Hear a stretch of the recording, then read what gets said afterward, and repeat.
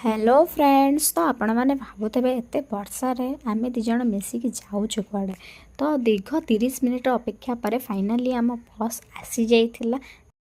Then 2 number bus stand रे ओल्हेला पर आम जाइकिना पहुँची जाइलु गोटे नास्ता दुकान रे। जेहेतु आज बाहर अच्छु तो पेट पूजा भी तो बाहर करिया को पड़ो। तापर मो इडली आ मम्मी तार कौन खाइला देन सी तार ऑर्डर कर देइतला। तापर खाई सारा पर मीठा टिके ऑर्डर कर देइतलु। खाई सारा पर मो मीठा न करले हबो। तापर जाइकिना पहुँची जाइलु गोटे बुक स्टोर रे।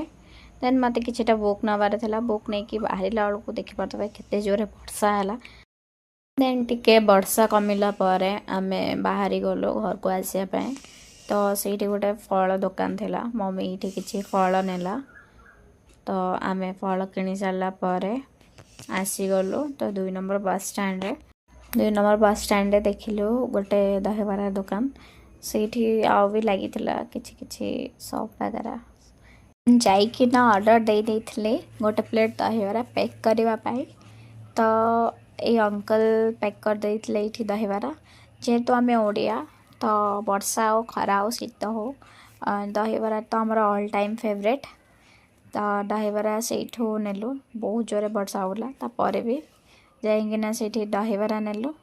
देन अंकल धीरे धीरे बनौले बन सारा पर आम नहीं दहीबरा से बाहरी गलु।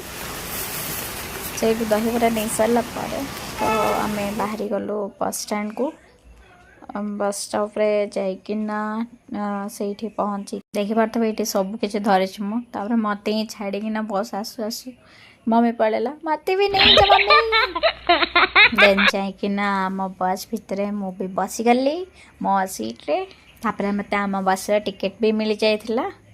देन आम रिटर्न हेलु सेक्टर 2 आम घर को। तापर आसला बेलू देखी पाते अंकल केमती बाजार कर फाइनली आसिकिना घरे पहुँची गली एत वर्षा भितर जाइकी मोर सब काम करिकी मिनी ब्लॉग एठी एंड करूची। वीडियो भल लगे लाइक करके भूलि नहीं। जय